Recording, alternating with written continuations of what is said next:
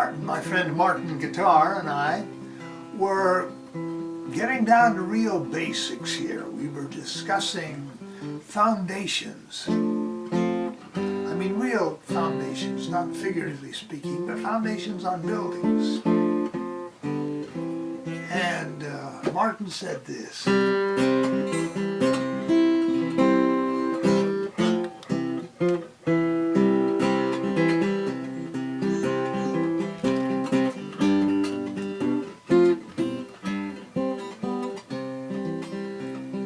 Hymn, how firm a foundation, ye saints of the Lord.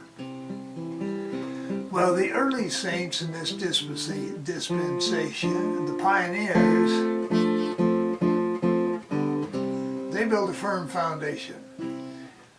They had been commanded to build a temple, and they wanted it to last to the millennium. So the foundation was something to behold. With a pick and a shovel, they went down 16 feet, and they made the foundation 16 feet wide. It's not going anywhere. Parenthetically, they had to fill the whole thing up when Johnson's army came, and they were afraid that the soldiers would desecrate it, so they covered it up, filled it all back up, dug it up again. They wanted a firm foundation. That's how firm foundations are made.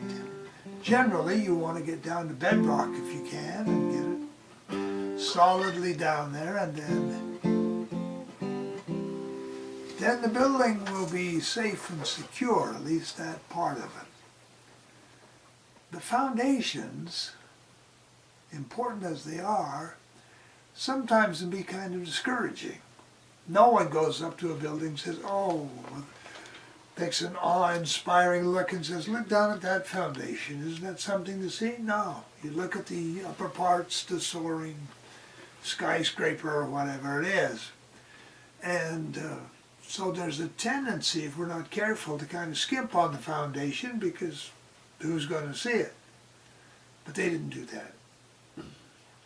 And the Lord commented, well, actually they were quoting from counsel the Lord gave earlier when he said, wherefore be not weary in well-doing, for ye are laying the foundation of a great work. Now this weary in well-doing with foundations is a real thing because of what I've just said. Same thing with our lives. If we're building a foundation, we want to be something great, we want to do something really well, we start out and we probably don't do it very well, whether it's an athletic thing or getting an education or getting a business started. You have to plow a lot of stuff in before it starts to really begin to show.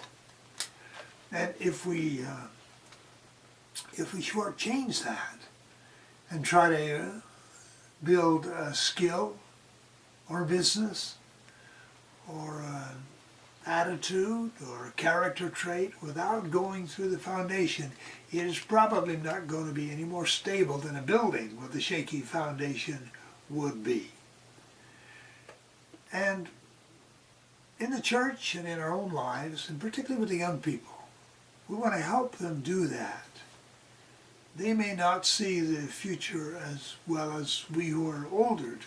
So they may think, well, I'll just slap this together, it'll be okay. And later on, they may find that they don't have the skills to follow that. Skills, as far as we're concerned in spiritual growth, include things like the very basics, like prayer, like reading the scriptures.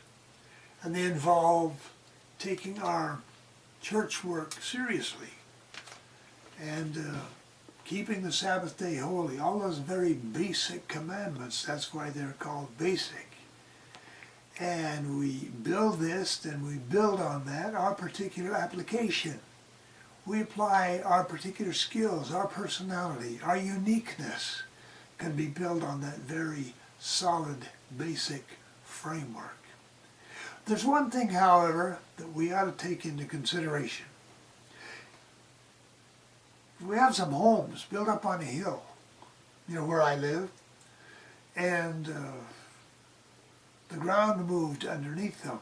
We had a wet winter and the dirt underneath shifted and these foundations cracked. The houses had to be condemned. Fortunately, with people, that's not the case.